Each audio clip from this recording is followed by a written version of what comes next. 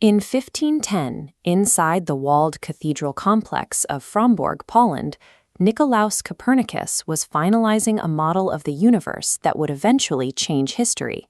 We credit him as the man who discovered the Earth orbits the Sun. While his manuscript would eventually dismantle the ancient world's view of the cosmos, he wasn't the first to reach this conclusion. Copernicus had an ancient text on his desk that had solved the exact same orbital problem nearly 2 millennia earlier. The heliocentric model represents the endpoint of an 1800-year period where the scientifically correct answer was purposefully buried.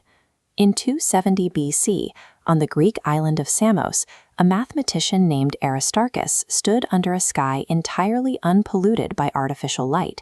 He proposed a complete, mathematically sound model of the solar system where the Sun was the center and the Earth was a moving planet. Public reaction was immediate and hostile. Aristarchus was ignored by the majority of his peers and even faced calls for a trial for impiety, specifically for daring to move the stationary, sacred Earth.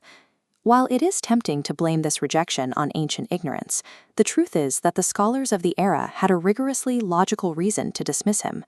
Aristarchus reached his conclusion through geometric deduction rather than simple observation. He measured the angle between the Earth, the Sun, and a moon at its quarter phase. These intersecting lines formed a right triangle in space. The math forced a radical realization. The Sun was vastly larger than the Earth. Because a massive object cannot be gravitationally anchored by a smaller one, the physical logic was clear. The Earth must be the object in motion. However, Aristarchus was arguing against the dominant authority of the age. Aristotle's geocentric model was the foundation of all ancient knowledge, preserved in every great library from Athens to Alexandria. This diagram shows Aristotle's model. It was highly rigorous, placing the Earth at the center of perfect concentric spheres, and it was backed by direct, observable data.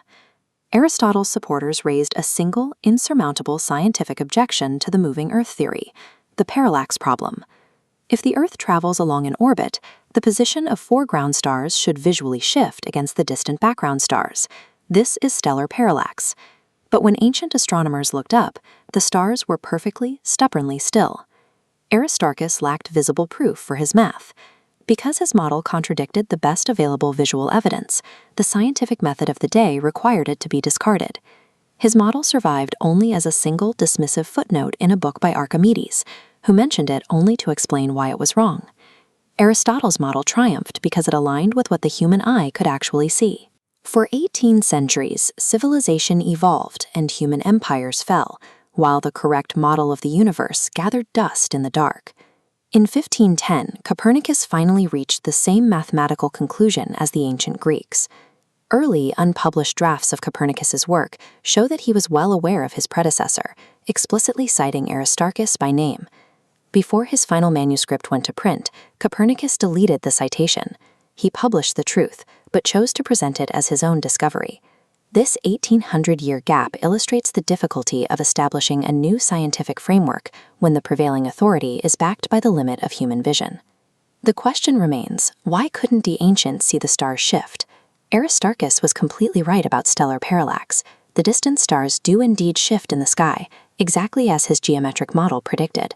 But because the stars are light years away, that shift is far too small for the naked eye to detect. It required the invention of the telescope to finally see what Aristarchus had already proven with the triangle. Having the objectively right answer is useless if the world lacks the technology and the imagination required to see it.